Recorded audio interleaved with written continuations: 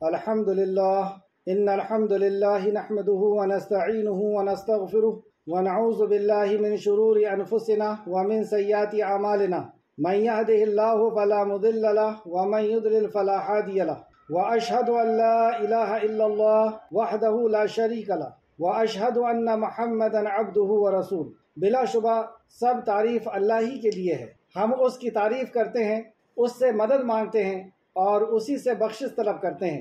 اپنی نفس کی شرارتوں اور اپنے برے اعمال سے اللہ کی پناہ میں آتے ہیں۔ جسے اللہ راہ دکھائے یعنی جسے اللہ ہدایت دے اسے کوئی گمراہ نہیں کر سکتا، اور جسے وہ دھتکار دے اسے کوئی راہ راست پر نہیں لا سکتا، اسے کوئی ہدایت نہیں دے سکتا۔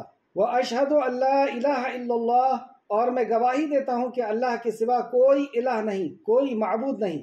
وحدہ، وہ اکیلا ہے، لا شریکہ، اس کا کوئی شریک نہیں۔ وَأَشْهَدُ أَنَّ مُحَمَّدًا عَبْدُهُ وَرَسُولُهُ، اور میں گواہی دیتا ہوں کہ محمد صلی اللہ علیہ وسلم اللہ کے بندے اور اس کے رسول ہیں۔ اما بعد، اس کے بعد فَإِنَّ خَيْرَ الْحَدِيثِ كِتَابُ اللَّهِ، یقیناً تمام باتوں میں سب سے بہتر بات اللہ کی کتاب ہے۔ وَخَيْرَ الْحَدِيِ هَدْيُ مُحَمَّدٍ صلی اللہ علیہ وآلہ وسلم، اور تمام طریقوں میں سب سے بہتر طریقہ جناب رسول اللہ صلی اللہ علیہ وسلم کا ہے۔ وَشَرَّ الْأُمُورِ مُحْدَثَاتُهَا، اور تمام امور میں یعنی تمام کاموں میں سب سے برے کام دین میں خود ساختہ کام کا نکالنا ہے، اور یہی بدعت ہے۔ وَكُلُّ بِدْعَةٍ ضَلَالَةٍ، اور ہر بدعت گمراہی ہے، ضلالت ہے۔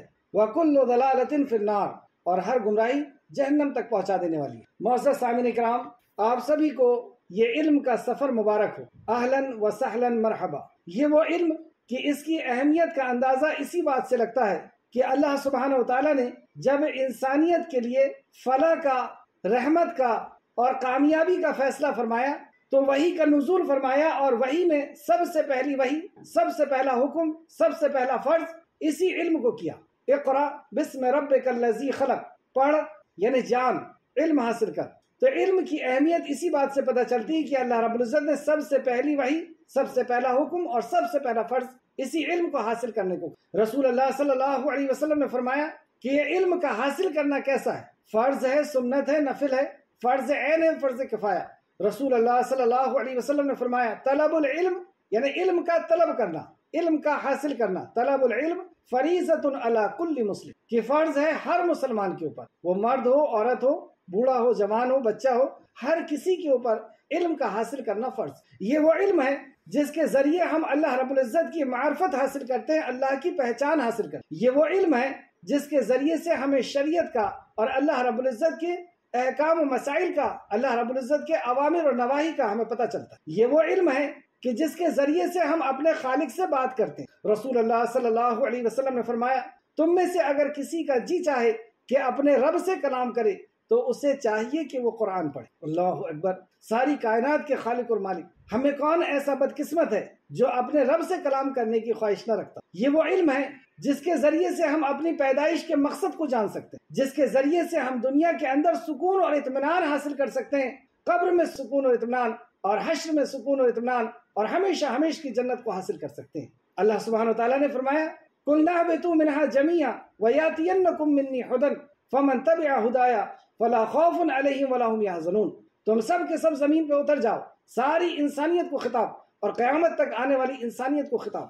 اللہ سبحانہ وتعالیٰ نے جب آدم علیہ السلام کو اس زمین کی طرف پہنچایا تو کہا قُلْنَا اهْبِطُوا مِنْهَا جَمِيعًا، تم سب کے سب زمین پہ اتر جاؤ، وَيَأْتِيَنَّكُم مِّنِّي هُدًى، اور جب کبھی میری ہدایت تمہارے پاس آئے، یعنی اللہ رب العزت کی جب وحی تمہارے پاس، اللہ کی طرف سے مارگ درشن تمہارے پاس آئے، جو اس ہدایت کی اتباع کرے گا وَلَا خَوْفٌ عَلَيْهِمْ وَلَا هُمْ يَحْزَنُونَ، نہ انہیں کوئی خوف ہوگا اور نہ وہ غمگین ہوں گے۔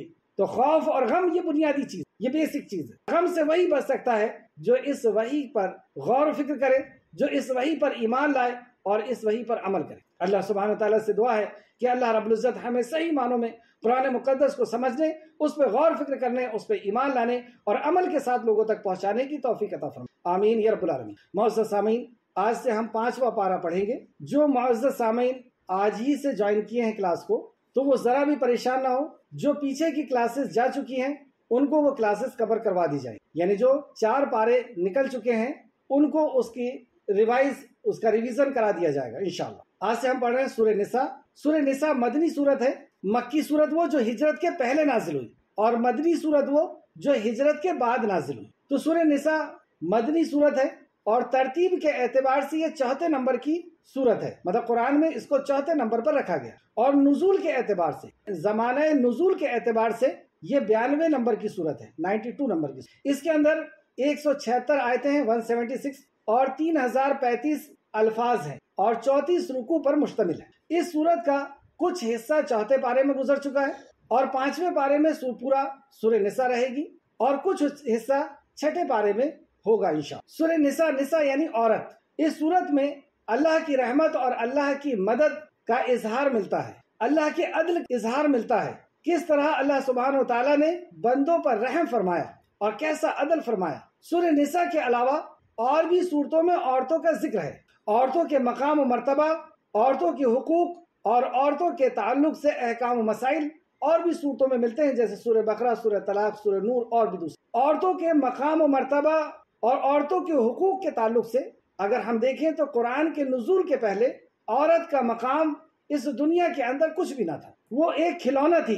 جب کوئی عورت کسی گھر میں پیدا ہوتی، کوئی بچی پیدا ہوتی قرآن کے نزول کے پہلے، قرآن کے نازل ہونے کے پہلے، تو اس کا باپ گھر سے نہیں نکلتا اور کہتا کہ میں کسی کو منہ دکھانے لائق نہیں بچا. اس بچی کو منحوس سمجھا جاتا. اور جب وہ جوان ہوتی تو نکاح کے 4 طریقے رائج تھے، یعنی ان کو قانونی حیثیت حاصل تھی، جس میں 3 طریقے نہایت ہی بدترین طریقے تھے کہ عورت 10 مردوں سے نکاح کرتی، اور بھی بدترین طریقے، یعنی کھلونا ہو جاتی وہ جب وہ جوان ہوتی. جب وہ ماں بنتی تو اس کا کوئی مقام اور مرتبہ نہ ہوتا، وراثت میں اس کا کوئی حصہ نہیں ہوتا. بچی جب بات کرنے لگتی تو اس کو زندہ درگور کر دیا جاتا ہے، اس کو دفن کر دیا جاتا. اور بعض قبیلے کسی بت کے سامنے اس کو دفن کرتے اور کہتے کہ اے دیوتا، ہم تیرے سامنے اس کو نظر کرتے ہیں، تو ہمیں بیٹا عطا فرما. اور خود ہندوستان کے اندر کسی عورت کا شوہر مر جاتا اور اسے جلایا جاتا تو اس عورت کو زندہ اس کے ساتھ جلا دیا جاتا تھا، جسے ستی پرتھا کہتے ہیں، جو آج بھی ہندوستان کے کچھ مقام پر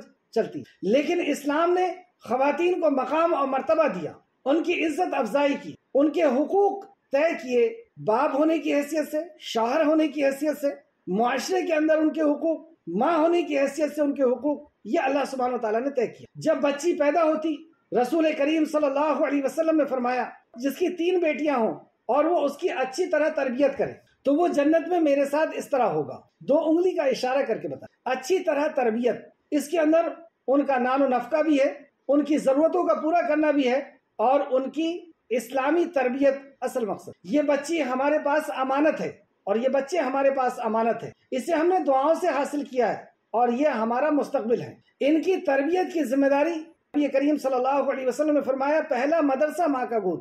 تو جس نے بچی کی اچھی طرح تربیت کی، یعنی اسے اللہ کی معرفت کرائی، اللہ سے محبت کرائی، دین سے محبت کرائی، رسول اللہ صلی اللہ علیہ وسلم سے محبت کرائی اور شریعت کا پابند بنایا، تو ایسے شخص جو توحید پر مرے گا اور 2 بچیوں کا بھی اگر اس نے تربیت کی ہے تو وہ جنت میں اسے لے کر کے جائے. لیکن آج معاشرے کے اندر ہم دیکھتے ہیں کہ بچیوں کا کیا حال ہے، وہ کس طرح دین کو چھوڑ دیتی ہیں، وہ کس طرح اللہ رب العزت کے دشمنوں سے کے سامنے اپنے آپ کو سپرد کر دیتی. بہت افسوس کی بات ہے کہ اللہ کے دشمن اور رسول اللہ صلی اللہ علیہ وسلم کے دشمنوں کو وہ اپنا لائف پارٹنر بنا لیتے. اس سے زیادہ افسوس کی بات اور اس ماں کے لیے کیا ہوگی کہ وہ اپنی بچی کی تربیت ایسی کرے کہ وہ اپنے رب کو نہ پہچان سکے، اپنے نبی کے مقام و مرتبے کو نہ جان. دوسرا، جب وہ بیوی بن جاتی ہے تو بیوی بننے کے پہلے نکاح اللہ رب العزت نے شریعت کا حصہ بنایا کہ شوہر اس کے نان و نفقے کو قبول کرتا ہے، یعنی اس کی ہر ضرورت کو وہ قبول کرتا ہے. اس ایگریمنٹ کا نام نکاح ہے کہ اس کی حفاظت، اس کا کھانا پینا، اس کا پہننا اوڑھنا، یہ سب اس کی ذمہ داری وہ قبول کرتا ہے اللہ رب العزت کے نام کے ساتھ، اور وہ گھر کی ملکہ اس کو بناتا ہے، گھر کی مالکن بناتا ہے. جب وہ ماں بنتی ہے، جہاں جہاں اللہ رب العزت نے یہ کہا کہ اللہ کی عبادت کرو، وہاں وہاں کہا کہ اپنے والدین کے ساتھ حسن سلوک کرو، اور والدین میں پہلے ماں کا ذکر کیا اور پھر اس کے بعد باپ. ایک صحابی رسول نبی مکرم صلی اللہ علیہ وسلم کے پاس آتے ہیں اور کہتے ہیں میرے حسن سلوک کا بہتر حقدار کون؟ یہ اس دور کی بات ہے جب عورت کو منحوس اور کھلونا سمجھا جاتا تھا. رسول کریم صلی اللہ علیہ وسلم نے فرمایا تیرے احسان سلوک کا سب سے زیادہ حقدار تیری ماں ہے. صحابی رسول نے کہا یا رسول اللہ اس کے بعد کون؟ آپ نے کہا تیری ماں. اس نے تیسری بار پوچھا، آپ نے کہا ماں، اور جب چوتھی بار پوچھا تو کہا کہ تیرا باپ. مطلب 75% زیادہ حق باپ سے ماں کا، یہ مقام ماں بننے پر دیا۔ پھر سے دیکھیں جب بچی ہوئی تو اللہ کے نبی صلی اللہ علیہ وسلم نے فرمایا کہ اس کی بہترین تربیت تمہیں میری رفاقت یعنی میری قربت نصیب فرمائی۔ اللہ کے رسول کے ساتھ قربت کون نہیں چاہتا؟ رسول کریم جب گھر سے نکلتے تو اپنی بیٹی کے ماتھے کو بوسہ دے کر کے نکل، اس کو کس کر کے نکل۔ یہ مقام و مرتبہ رسول اللہ نے مکہ کے لوگ اسے بیوی بنانے کے مقام و مرتبے کو بتایا اور ماں کا مقام و مرتبہ بتایا۔ اسی طریقے سے وراثت میں اس کا حق بتایا اسلام نے کہ اس کے باپ اگر انتقال ہو جائے تو اسے وراثت میں یعنی باپ کی چھوڑی ہوئی جائیداد میں اس کو حصہ ملے گا۔ شوہر کا اگر انتقال ہو جائے تو اس کی بھی جائیداد میں سے اس کو حصہ دیا جائے۔ اسی طریقے سے عورت اگر یتیم ہے تو اس کے حقوق بتائے گئے، عورت اگر لونڈی ہے، غلام ہے تو اس کے بھی حقوق بتائے گئے، یعنی عورت ہر مرحلے کے اندر اس کے حقوق بتائے۔ تو گویا کہ اسلام نے بہنوں آپ کو مقام اور مرتبہ عطا کیا ہے، تو ہمیں چاہیے کہ ہم بھی اس شریعت کا پاس و لحاظ رکھیں، اس شریعت کی حفاظت کریں، کیونکہ اس شریعت کے ساتھ آپ کی حفاظت ہے۔ اگر یہ شریعت پامال ہو گئی، اگر اس شریعت کو سیکھنا اور عمل کرنا لوگوں نے چھوڑ دیا تو آپ کا بھی مقام و مرتبہ وہی ہو جائے گا جو آج مغرب میں ہو رہا ہے۔ ویسٹرن کلچر کو آپ دیکھ سکتے ہیں کہ عورت کو انہوں نے کس طرح کھلونا آج ہی بنا دیا، جب جس سے چاہتے ہیں نکاح کرتے ہیں، جب جس کے ساتھ چاہتے ہیں اور میاں بیوی کی طرح رہتے ہیں اور چھوڑ دیتے ہیں، ان کو بیوی کا درجہ نہیں دیتے، آزادی کے نام پر اس کو غلام بنا دیا، گھر کے بھی کام کرے اور باہر کے بھی کام کرے۔ تو ہمیں چاہیے کہ جس اسلام نے ہمیں مقام و مرتبہ دیا ہے اس اسلام کی حفاظت کریں، اس کا علم حاصل کریں، اس کو لوگوں تک پہنچائیں، اس پر عمل کریں۔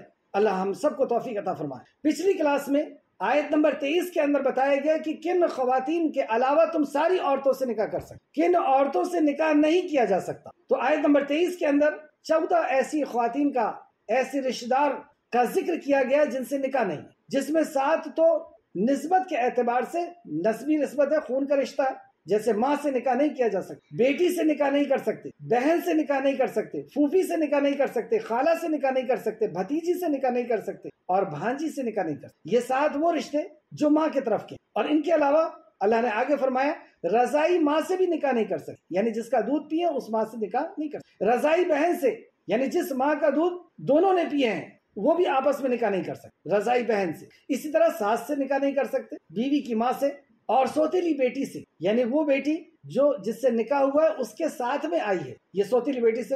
بہو سے نکاح نہیں کر سکتے، جو حقیقی بہو ہے، 2 بہنوں کو ایک ساتھ جمع نہیں کر سکتے، یعنی بیوی کے ہوتے ہوئے سالی سے نکاح نہیں کر سکتے۔ ہاں اگر بیوی کا انتقال ہو جائے تو پھر کر سکتے، تو بیوی کے رہتے ہوئے سالی سے نکاح نہیں کر سکتے۔ ایسے 14 رشتے اللہ رب العزت نے بنائے کہ ان سے نکاح نہیں کر سکتے۔ آج کی کلاس میں ہم دیکھیں گے آیت نمبر 24 کے اندر اللہ سبحانہ تعالیٰ نے ایک اور خاتون کے تعلق سے بتایا کہ ان سے بھی نکاح نہیں ہو سکتا، اور ان کے علاوہ اللہ رب العزت نے ساری عورتوں سے کہا کہ تم نکاح کر سکتے ہو، لیکن ایک شرط لگا دی کہ اس شرط کے ساتھ تم ان سے نکاح کر سکتے، اور وہ شرط کیا ہے، نکاح کی کیا کیا شرائط ہیں، اس کو بھی ہم آج دیکھیں گے۔ آیت نمبر 24، اعوذ باللہ من الشیطان الرجیم، اے اللہ ہم تیری پناہ میں آتے ہیں شیطان سے، اے اللہ تو شیطان کے مکر و فریب سے ہمیں بچا لے کہ وہ تیرے کلام سے ہمیں دور کر دے، تیرے فرمان سے ہمیں دور کر دے۔ بسم اللہ الرحمن الرحیم، اللہ کے نام سے جو بڑا مہربان اور بار بار رحم فرمانے والا ہے۔ اس عظیم کام کو کہ ہمارا رب ہم سے کیا چاہتا ہے، اس کے احکام و مسائل کو جاننے کے لیے، اس کی معرفت کے لیے اس کلام کو ہم پڑھ رہے ہیں، اس کے نام سے شروع کریں جو بڑا مہربان اور بار بار رحم فرمانے والا ہے۔ اور وہ جو شادی شدہ ہیں عورتوں میں سے، والمحسنات، اس کو ہم لفظی ترجمے کے ساتھ بھی دیکھیں گے۔ لفظی ترجمہ اس لیے کہ لفظ کو بھی ہم جان سکیں۔ آپ دیکھیں گے کہ جب ہم لفظی ترجمہ پڑھتے ہیں تو اس میں کئی لفظ ایسے ہوتے ہیں جس سے ہم مانوس ہیں، جس کو ہم جانتے ہیں، اور چند ہی لفظ بار بار کی تکرار میں ہمیں یاد ہو جائیں، اس کو الگ سے یاد کرنے کی ضرورت نہیں۔ اللہ نے قرآن کو آسان کر دیا، تو اس کے لفظوں کو یاد رکھنا، اس کے میننگ کو سمجھنا اور اس پر عمل کرنا، اس کو یاد کرنا، سب کچھ اللہ رب العزت نے آسان کر دیا۔ یعنی جو ہم زندگی جی رہے ہیں اس سے کئی گنا زیادہ قرآن کی زندگی جینا آسان۔ ہم نے خود اپنے اوپر بہت سی مصیبتوں کو مقرر کر لیے ہیں، جیسے آپ دیکھ سکتے ہیں کہ شادی بیاہ میں، گھر کے اندر، کھانے پینے کے اندر زبردستی کی کئی چیزوں کو ہم نے اپنے اوپر لاد لی، رسم اور رواجوں کو۔ تو قرآن بہت آسان ہے اس کے لیے جو واقعی ایمان رکھتا ہے۔ تو لفظی ترجمے کے اوپر غور کریں، والمحسنات، اور وہ جو شادی شدہ ہیں، من النساء، نساء یعنی عورتوں میں سے، تو جو شادی شدہ عورتیں ہیں ان سے بھی تم نکاح نہیں کر سکتے کیونکہ وہ پہلے سے کسی کے نکاح میں، الا مگر ماں جن کے ملکت مالک ہوئے ایمانکم، دائیں ہاتھ تمہارے، یعنی جن کے مالک تمہارے دائیں ہاتھ ہو چکے ہیں، یعنی جو تمہاری لونڈی ہیں، جو قید کر کے تمہارے پاس لائی گئی ہیں، تو جو لونڈی ہوتی جب وہ غلام بنتی ہے کسی کی تو وہ نکاح سے باہر ہو جاتی، اس وجہ سے اس سے نکاح کر سکتے، مگر جن کے مالک ہو دائیں ہاتھ تمہارے، کتاب اللہ ہی لکھا ہوا ہے اللہ کی کتاب میں، علیکم تم پر، تو یہ اللہ کی کتاب میں اللہ سبحانہ تعالیٰ نے تمہارے لیے لکھ دیا ہے۔ یہاں تک ان خواتین کا ذکر کیا گیا جن سے نکاح نہیں کر سکتے۔ اب ان کے علاوہ جو عورتیں بچی ہیں ان سب سے نکاح کیا جا سکتا ہے چند شرائط کے ساتھ، جو اللہ سبحانہ تعالیٰ نے یہاں فرمایا، وَأُحِلَّ، اور حلال کیا گیا ہے، لکم تمہارے لیے، ما وہ جو وراء علاوہ ہیں، مطلب ان کے علاوہ ہیں وہ تم پر حلال، ذالکم ان کے، ان کے، تبتغوا تم تلاش کرو، بے اموالکم ساتھ اپنے مالوں کے، تو سب سے پہلی شرط کہ تم نکاح تو کر سکتے ہو لیکن اپنے مال کے ساتھ اس کو تلاش کرو، یعنی مہر نکاح تم کو ادا کرنا ہو، محسنین نکاح میں لانے والے ہو، محسنین سے تم نکاح کرو، نکاح کرو کہ یعنی اجازت کا ہونا، حجاب قبول کا ہونا ضروری ہوگا، غیر نہ کہ بدکاری کرنے والی، تو کیا نکاح میں بھی کے بعد بھی بدکاری ہو سکتی، اس کو ہم تفصیل میں سمجھیں گے، تو ایسی عورت سے نکاح نہیں کر سکتے جو بدکاری کرنے والی، فما تو جو فائدہ اٹھایا تم نے، بے ہی ساتھ اس کے، یعنی نکاح کے ساتھ تم نے اس سے فائدہ اٹھایا، منہن ان سے، فآتوہن تو دو انہیں اجورہن مہر ان کا، جو مہر تم نے اس سے طے کیا ہے تم اس کا مہر دو، فریدتم مقرر کیا ہے تم نے، فرض کیا ہے تم نے، ولا اور نہیں، جناح کوئی گناہ، علیکم تم پر، فیما اس میں جو تم باہم راضی ہو جاؤ، مطلب اگر تم اس مہر کے تعلق سے آپس میں رضامندی ہو جائے، بہی جس پر، من بعد بعد، الفریدت مہر مقرر کرنے کے، ان اللہ بے شک اللہ، کانا ہے، علیمن بہت علم والا، حکیمہ بہت حکمت والا۔ کتنی مناسبت ہے اس اسماء الحسنہ کی اس جگہ کہ یہ جو احکام و مسائل اللہ رب العزت نے تمہارے اوپر عائد کیے ہیں، لاگو کیے ہیں، یہ اللہ نے اپنے علم کے مطابق، اللہ علیم ہے اور اللہ حکیم ہے، تو اب حکمت کے مطابق اور علم کے مطابق اللہ سبحانہ وتعالیٰ نے تمہارے لیے طے کیا۔ آئے تفسیر کی طرف، اور حرام ہے شادی شدہ عورتیں، پھر مگر جن کے مالک ہوئے تمہارے دائیں ہاتھ، یعنی وہ لونڈیاں جو جنگ میں آئی ہیں قیدی ہو کر کے، تو ان کے لیے بھی حقوق طے کر دیا کہ تم انہیں قتل نہیں کرو گے اور نہ ہی تم انہیں صرف اور صرف کام کاج کے لیے سمجھ لو گے، ان کی بھی نفسانی خواہشات ہے، ان کی بھی نفسانی خواہش کا تم کو خیال رکھنا ہوگا، جو دور جہالت میں نہیں تھا، کیونکہ یہ اب نکاح سے باہر ہو چکی ہے، تو گویا کہ اب ان سے نکاح کرو، کتاب اللہ علیکم لکھا ہوا ہے اللہ نے تم پر، اور حلال کر دی گئی ہیں، اب اس کے بعد نکاح کے تعلق سے یہاں پہ بیان کیا گیا، اور حلال کر دی گئی ہے تمہارے لیے جو علاوہ ہیں ان کے علاوہ جو ہیں، یعنی پچھلی آیت میں جو ہم نے جن عورتوں کے بارے میں پڑھا، اور یہاں پر اس کے علاوہ جو عورتیں ہیں وہ تم پر حلال ہیں، بشرطے کہ، آگے اللہ رب العزت نے شرط لگا دی کہ کب حلال ہوگی، بشرطے کہ تم تلاش کرو اپنے مالوں کے بدلے، یعنی ان کو مہر دینا ہوگا، نکاح میں لانے والی ہوں، یعنی حجاب قبول بھی ہوگا، اس کو نکاح میں لایا جائے گا، یعنی پوری زندگی کے لیے اسے اپنی کفالت میں اور اپنے تحفظ کے اندر اس کو رکھا جائے، اپنی حفاظت کے اندر اس کو رکھا جائے، نہ کہ بدکاری کرنے والی، بدکاری کی نیت سے نہیں لایا جائے، تو نکاح کے بعد بدکاری کیسے؟ یہ اشارہ ہے نکاح متع کی طرف، جو پہلے رائج تھا کہ لوگ کانٹریکٹ بیس پر نکاح کرتے تھے، اور آج بھی شیعہ حضرات اس طرح کے نکاح کرتے ہیں کہ پہلے ہی طے کر لیتے ہیں کہ تم سے ہم اتنے دن کے لیے نکاح کر رہے ہیں، اتنے گھنٹے کے لیے نکاح کر رہے ہیں، اتنے مہینے کے لیے نکاح کر رہے ہیں، تو ایسا طے کر کے نکاح کرنا یہ عورت کے اوپر ظلم ہے۔ اگر اسی طرح ہوتا رہا تو ہر مرد چند دنوں کے لیے عورتوں سے نکاح کرے گا، اور اس عورت کا کوئی مقام و مرتبہ معاشرے کے اندر نہیں ہوگا، اس کو ہر کوئی بری نظر سے دیکھے گا، اور اس کی اولاد کا کیا ہوگا؟ اس کے اندر کوئی گھر گرہستی اور کوئی اس کی عزت اور وقار نہیں ہوگا۔ تو یہ نکاح متع، کچھ وقت کے لیے نکاح کرنا، اس کو قیامت تک کے لیے حرام کر دیا گیا، جو ہم آگے پڑھیں گے، نہ کہ بدکاری کرنے والی۔ پھر جو فائدہ اٹھایا تم نے اس سے، بدلے ان سے، تو تم دو انہیں ان کے مہر مقرر شدہ، کیونکہ تم نے اب اللہ کے نام سے اس کو حلال کیا، فائدہ اٹھایا، اب اس کا مہر تمہیں ادا کرنا ہوگا۔ مہر کے تعلق سے سورہ نساء آیت نمبر 41 میں بھی اللہ سبحانہ تعالیٰ نے فرمایا، سورہ نساء آیت نمبر 4 کے اندر بھی اللہ نے فرمایا، اور سورہ بقرہ آیت نمبر 229 کے اندر بھی اللہ رب العزت نے فرمایا، اور فرمایا اور عورتوں کو ان کے مہر خوشی سے دے دیا کرو، سورہ نساء کی آیت نمبر 4 میں فرمایا، اور سورہ بقرہ میں، اور تمہارے لیے جائز نہیں کہ جو مہر تم انہیں دے چکے ہو اس میں سے کچھ بھی واپس لو، اور مہر کا دینا یہ ترنت دینا سنت ہے اور سنت سے ثابت ہے۔ یہ قرض رکھنا اور بعد میں معاف کرا دینا یہ شریعت کے خلاف ہے۔ اللہ رب العزت ہم سب کو اس سے محفوظ رکھے۔ آگے اللہ فرماتا ہے اور تم پہ کوئی گناہ نہیں کہ تم آپس میں کمی بیشی میں کہ تم باہم راضی ہو جاؤ، اس کے ساتھ مقرر کرنے کے بعد۔ اب تم نے جو مقرر کر لیا ہے، اگر تم آپس میں راضی ہو جاتے ہو اور بیوی معاف کر دیتی ہے کچھ مہر تو پھر وہ چلے گا، پھر وہ اس مہر کو تم استعمال کر سکتے ہو، کھا سکتے ہو، لیکن زبردستی عورت کے اوپر کر کے مہر کو معاف نہیں کرایا جا سکتا۔ اور یہ ایسا قرض ہے کہ کل حشر کے میدان میں جن عورتوں کو مہر نہیں دیا گیا تھا وہ حشر کے میدان میں مہر مانگی، کہاں سے دیں گی؟ آگے اللہ سبحانہ وتعالیٰ نے فرمایا ان اللہ کان علیما حکیما، اور بلا شبہ اللہ خوب جاننے والا اور بڑی حکمت والا۔ تو نکاح کی شرط اور نکاح متع کے اندر ایسی کوئی شرط نہیں ہوتی۔ جو شریعت کے اندر نکاح ہے اس کے اندر شرط نمبر 1 کہ مہر کا ہونا، اور مہر کیسا ہوگا؟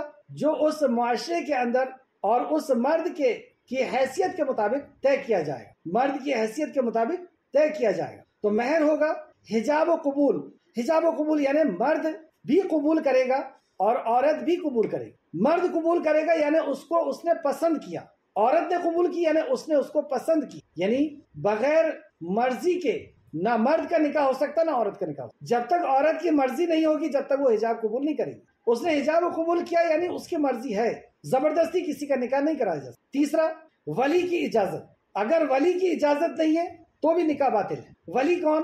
ولی راستے میں چلتا ہوا کوئی بھی شخص نہیں بن سکتا۔ ولی وہ جو اس کا باپ ہے، جس کی وہ اولاد ہے۔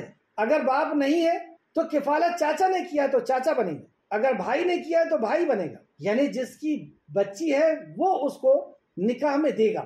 جیسے عام طور پہ ہم کہتے ہیں کنیا دان، تو جس کی کنیا ہے وہ دان کرے گا، کوئی اور کیسے کر دے گا؟ ہاں اگر باپ اجازت دے کہ تم ولی بن جاؤ تو پھر کوئی ولی بن سکتا، یعنی باپ کی اجازت کے بغیر، اور باپ نہیں ہے تو چاچا اور بڑے بھائی کی اجازت کے بغیر کوئی عورت اپنی مرضی سے نکاح نہیں کر سکتی۔ آگے انشاءاللہ تعالیٰ اس کی دلیل میں حدیث۔ اس کے بعد گواہ، یعنی 2 گواہ کا ہونا جو بشرہ ہوں، مرد ہوں، اور اعلان کا ہونا۔ چھپی دوستی کی بھی کوئی اجازت نہیں کہ نکاح کر کے اور چھپا لیا۔ اور متع کے اندر ایسی کوئی شرط نہیں ہوتی، بس اس میں یہ طے ہوتا ہے کہ اتنے دن کے لیے ہم نکاح کریں، اور کچھ پیسے مقرر کر لیے جاتے ہیں کہ اتنے پیسے دے دیے جائیں گے، جس کو اسلام نے منع کر دیا۔ دیکھتے ہیں ہم حدیث، سیدنا علی بیان کرتے ہیں متع حرام ہے اس تعلق سے دلیل، جسے امام بخاری اور مسلم دونوں نے روایت کی، متفق علیہ۔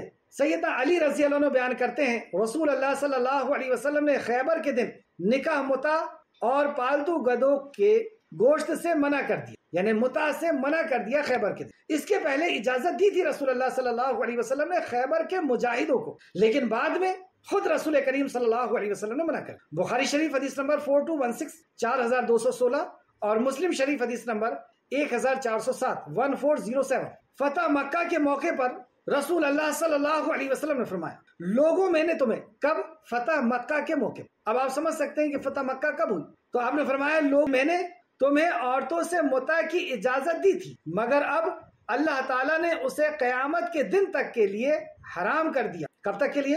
قیامت کے دن تک کے لیے حرام کر دیا۔ سو اب جس کے پاس متع والی عورتیں ہوں انہیں چھوڑ دے، متع والی اگر عورت ہے اسے چھوڑ دے، اور جو مال تم نے انہیں دیا ہے وہ ان سے واپس نہ لو۔ عورت سے طلاق بھی ہوتا ہے تو اس کو دیا ہوا مال واپس نہیں ہوگا۔ یہ مسلم شریف کی حدیث ہے، حدیث نمبر 1406 1406۔ ابو داؤد نے بھی ایک حدیث لے کر کے آئے، انشاءاللہ تعالیٰ آیت کی تفسیر میں اس کو دیکھیں گے۔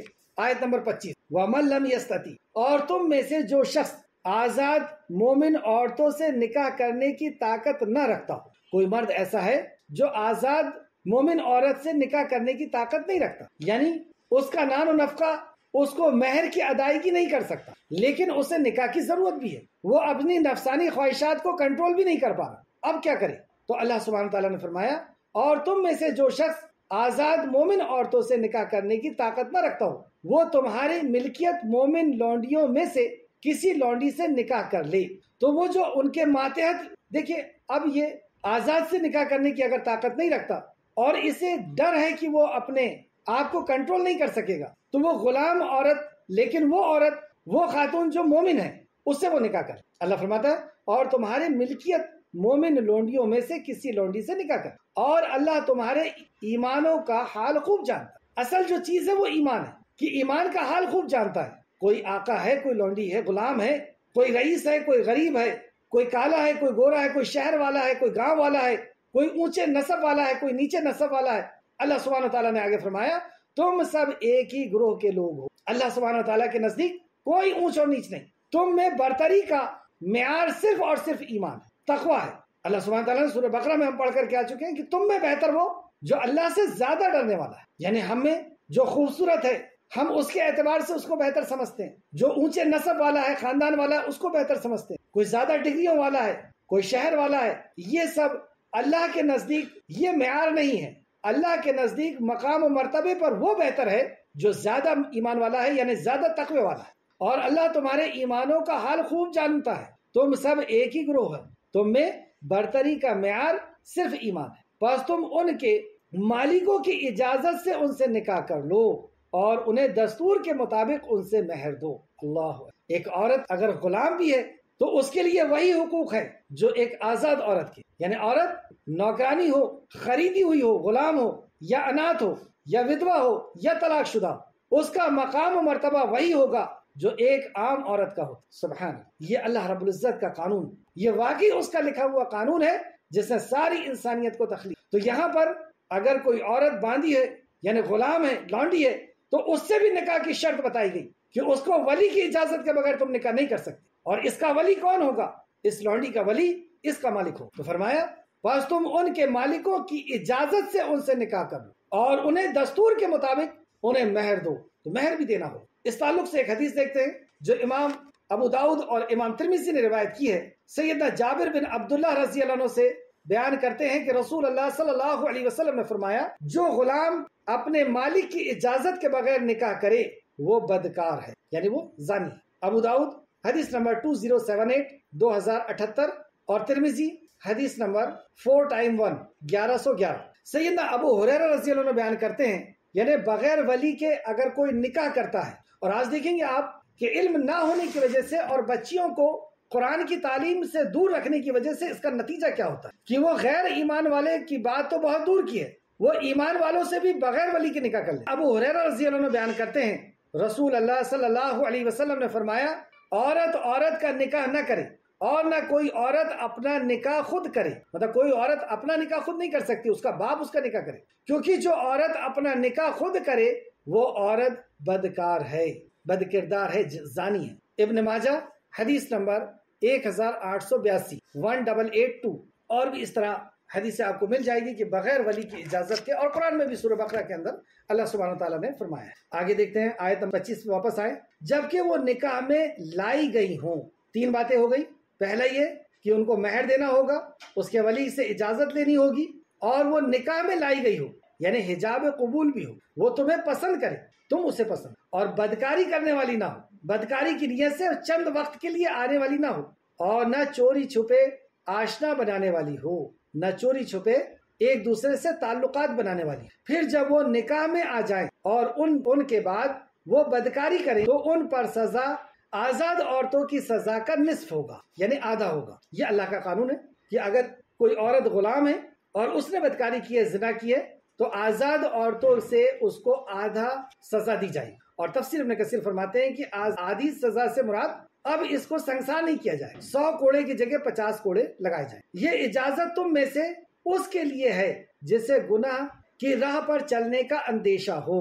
مطلب آزاد نہیں کر سکتا تو غلام سے ہی کر لے، لیکن اس کا یہ مطلب نہیں ہے کہ اس کو مہر نہ دے، اس کے حق کو پامال کرے. اور یہ اجازت کیوں دی جا رہی ہے کہ کہیں ایسا نہ ہو کہ تم اپنے آپ کو کنٹرول نہ کر سکو اور تم بدکاری کر لو. تو بدکاری نہ کرو بلکہ غلام سے ہی نکاح کرو. اور یہ کہ تم صبر کرو تمہارے لیے بہتر. ایسا کیوں؟ جو پہلے یہ رواج تھا کہ انسان کو بھی خریدا اور بیچا جاتا تھا، تو اسی طرح عورتوں کو بھی خریدا اور بیچا جاتا تھا. تو جو عورت کو جو خرید لیتا تھا وہ اس کا مالک ہوتا تھا، اور اس سے پیدا ہونے والا بچہ بھی اس کا غلام ہوتا. تو اگر کوئی تم نکاح کرو گے کسی غلام سے تو تمہاری اولاد غلام ہو جائے، اس لیے صبر کرو. لیکن اللہ سبحانہ و تعالیٰ کا یہ احسان و کرم کہ اس رواج کو، جو غلط رواج تھا انسان کو خریدنے اور بیچنے کا، اللہ سبحانہ تعالیٰ نے دنیا سے اس کو ختم کر. ہاں دوسری شکلوں سے انسان کے ساتھ ظلم ہو رہا ہے، لیکن انسان کو ڈائریکٹ خریدنا اور بیچنا یہ دنیا سے ختم ہو. جو قرآن کے نازل ہونے کے پہلے یہ ظلم تھا انسانیت کے اوپر، لیکن بعد میں اسے ختم کر. اور اب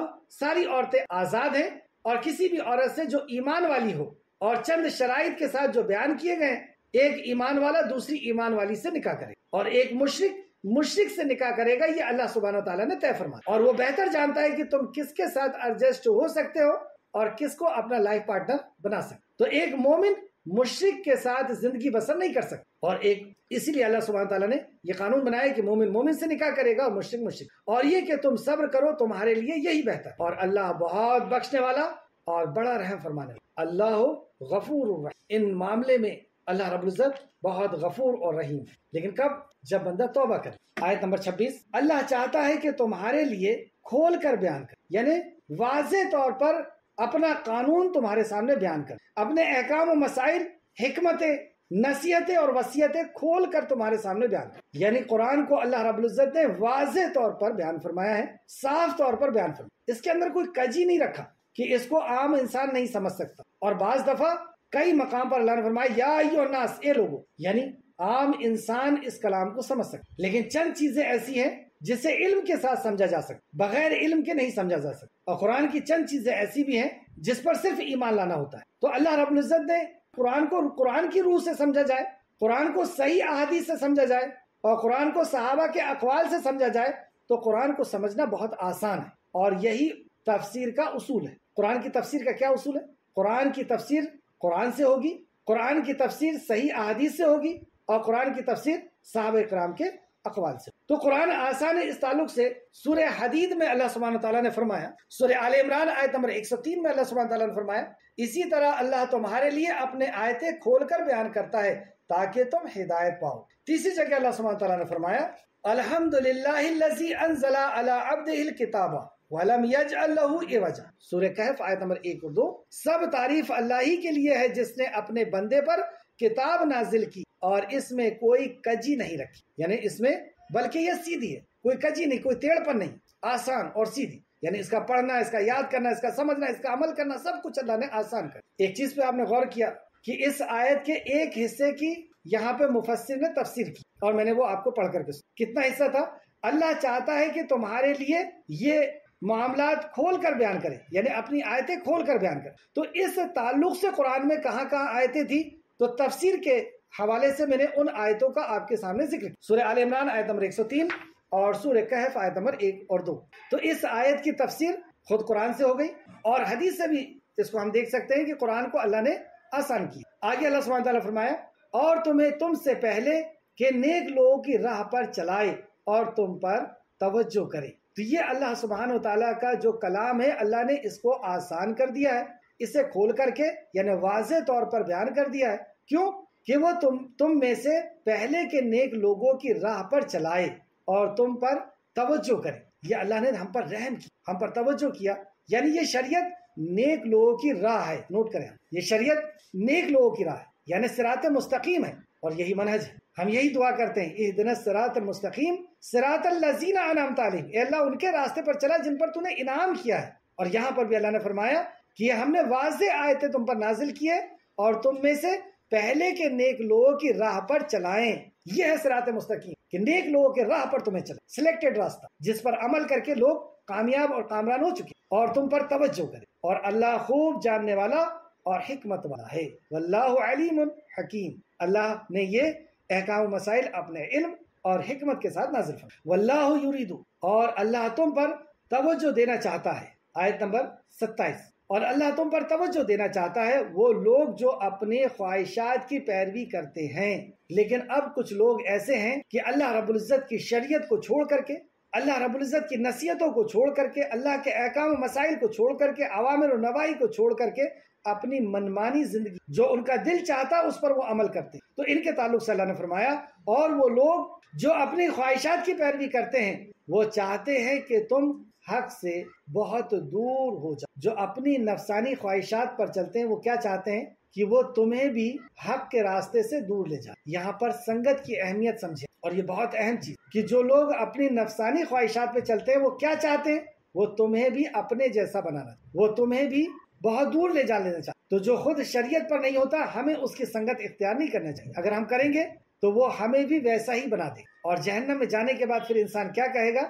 فلالن خلیل، اللہ نے قرآن میں کہ کاش میں نے فلانے کو دوست نہ بنایا۔ تو جہنم میں جانے کی وجہ نفسانی خواہشات کو اپنا رب بنا لینے والے کی دوستی کر۔ آیت نمبر 28 اور اللہ چاہتا ہے کہ تمہارے بوجھ ہلکا کر دیں، اور انسان بہت کمزور پیدا کیا۔ اللہ چاہتا ہے کہ تمہارے بوجھ ہلکا کر دیں، یعنی اللہ آسانی کرنا چاہتا ہے، اللہ ہمارے اوپر آسانی کرنا چاہتا ہے۔ جیسے آپ دیکھ سکتے ہیں سورہ مزمل آیت نمبر 20، وقت ہو گیا اس کو آپ دیکھ لیجئے گا، سورہ مزمل آیت نمبر 20 نوٹ کر لیں، سورہ بقرہ آیت نمبر 185 اور اللہ تمہارے ساتھ آسانی کا ارادہ کرتا ہے اور تمہارے ساتھ تنگی کا ارادہ نہیں کرتا۔ کیا کرتا ہے اللہ رب العزت؟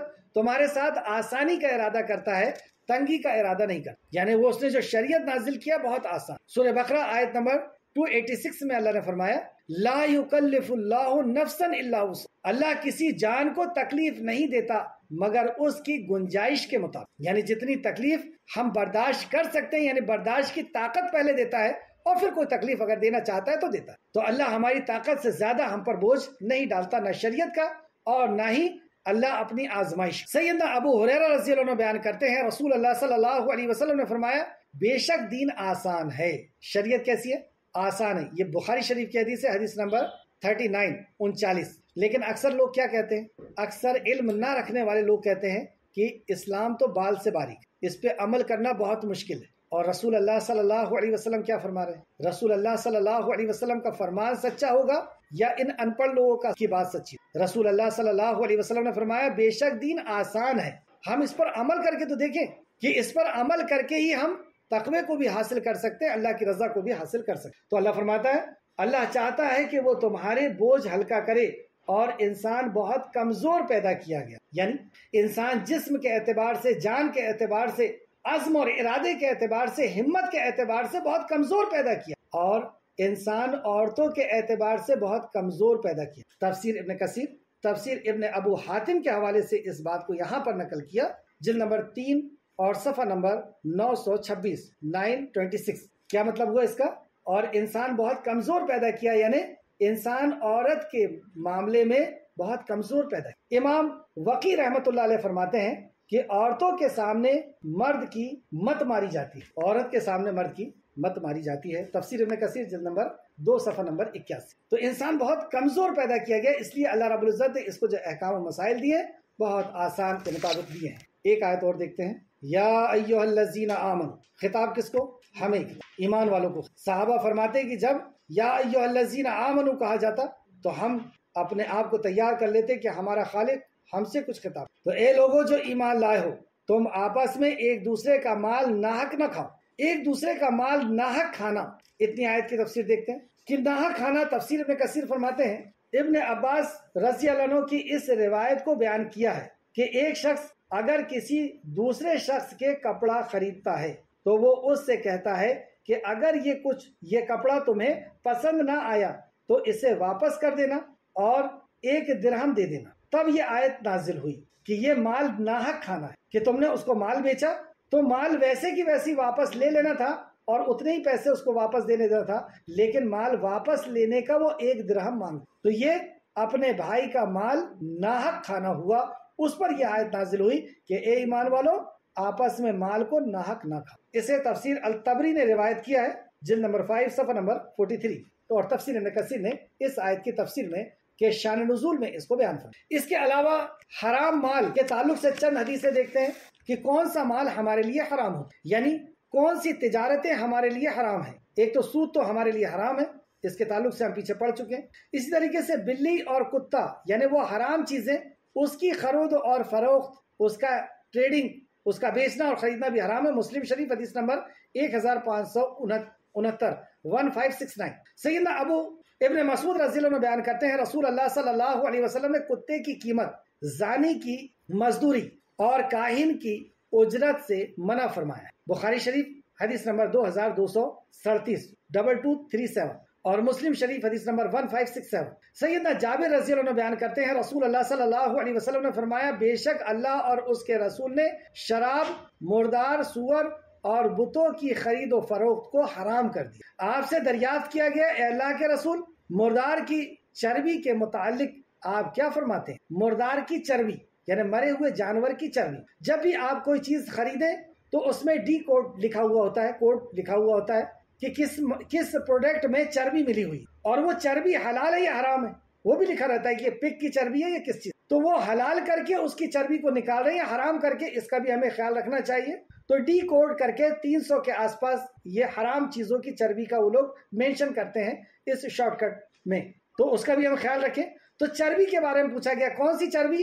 حرام جانور کی، یعنی وہ جانور جو اپنی موت سے مر گیا ہے یا گلا گھونٹ کر کے مر گیا ہے یا مرڈر کر دیا گیا ہے، ایسا جانور جس کا وہ ذبح نہیں کیا گیا۔ صحابی فرماتے ہیں کہ ہم اس سے کشتیوں کو رنگتے ہیں اور چمڑے پر اس کا تیل لگاتے ہیں، لوگ اس سے چراغ بھی جلاتے ہیں۔ تو رسول اللہ صلی اللہ علیہ وسلم نے فرمایا نہیں، وہ بھی حرام ہے، یعنی مردار جانور کی چربی بھی حرام ہے۔ بخاری شریف حدیث نمبر 2236 اور مسلم شریف حدیث نمبر 1584۔ تو ناحق مال خانہ، اس کے تعلق سے کہا، آخری حدیث دیکھیں، سیدنا ابو ذر رضی اللہ عنہ بیان کرتے ہیں رسول اللہ صلی اللہ علیہ وسلم نے فرمایا 3 آدمی وہ ہیں جن سے اللہ قیامت کے دن کلام نہیں فرمائے گا، اللہ، جن سے اللہ کلام نہیں فرمائے، نہ ان کے طرف دیکھے گا، یعنی نگاہ رحمت سے ان کے طرف نہیں، اور نہ ان کو پاک ہی کرے گا، پاک نہیں، بلکہ ان کے لیے دردناک عذاب ہو۔ آپ نے یہ الفاظ 3 بار دہرائے کہ 3 لوگوں سے اللہ رب العزت نہ کلام کرے گا، نہ نگاہ رحمت سے دیکھے گا، نہ انہیں پاک۔ ابو ذر رضی اللہ عنہ کہتے ہیں کہ میں نے کہا یہ لوگ نامراد ہوئے اور نقصان اٹھانے والے ہوئے، اے اللہ کے رسول صلی اللہ علیہ وسلم وہ لوگ کون ہیں؟ فرمایا کپڑا لٹکانے والا۔ کپڑا لٹکانے والا یعنی تکبر کے نیت سے اس وقت لوگ کپڑے کو زیادہ پہنتے تھے اور اس کو ٹخنوں کے نیچے رکھتے تھے اور وہ زمین میں رگڑ کر کے چلتا، یہ تکبر کی علامت۔ اور بغیر تکبر کے بھی ہم کپڑے کو ٹخنوں سے نیچے نہیں پہن سکتے۔ سنت کیا ہے؟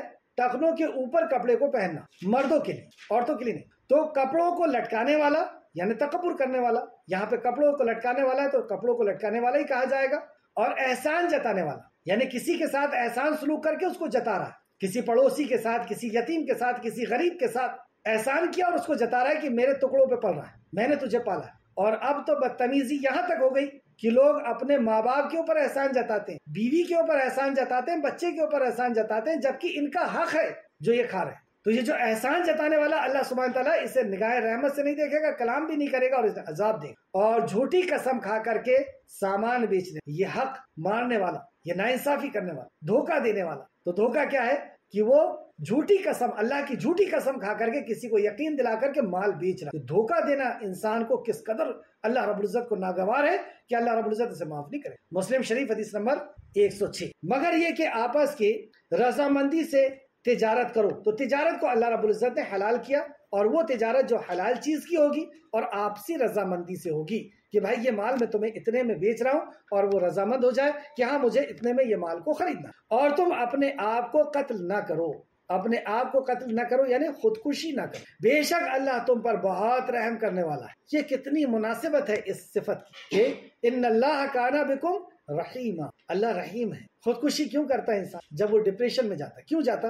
کیونکہ اللہ کی رحمت کا اسے پتہ نہیں، اللہ کو وہ جانتا نہیں، اللہ کو نہیں پہچان۔ اور جو اللہ کی رحمت سے مایوس ہو جاتا ہے، تو اللہ کی رحمت سے کون مایوس ہوتا ہے؟ کفر کرنے والا مایوس۔ رسول اللہ صلی اللہ علیہ وسلم نے فرمایا کہ کافر کو بھی اللہ کی رحمت بتا دی جائے تو وہ اللہ کی رحمت سے مایوس نہیں، اور مومن کو اللہ کا عذاب بتا دیا جائے تو وہ اللہ کے عذاب سے ڈرے۔ تو اللہ رحیم ہے، اور کس قدر رحم ہے کہ اس نے رحمت کے 100 حصے کیا اور ایک حصے کو اس دنیا میں نازل کیا ہے، جس سے مائیں اپنے بچوں سے محبت کرتی ہیں، حیوان اپنے بچوں سے محبت کرتے ہیں، انبیاء اپنی امت سے محبت کرتے ہیں، اور ہم آپس میں ایک دوسرے جو محبت کر رہے ہیں وہ اللہ کی رحمت کا، اللہ نے رحمت بنائی، اس کے 100 حصے کیا اور ایک حصہ اس دنیا میں نازل کیا جو ہم آپس میں ایک دوسرے سے رحم۔ تو وہ ایسا رحمان ہے، اس کی رحمت سے مایوس ہو کر کے خودکشی کرتا ہے۔ انشاءاللہ تعالی خودکشی کے تعلق سے آج وقت کافی ہو گیا، تو کل ہم پڑھیں گے کہ یہ کیسا جرم ہے اور کون شخص اس کو کرتا ہے۔ اللہ رب العزت سے دعا ہے کہ خالق مالک جو کچھ بھی ہم نے پڑھا اس پہ ہمیں مزید غور و فکر کرنے کی توفیق عطا،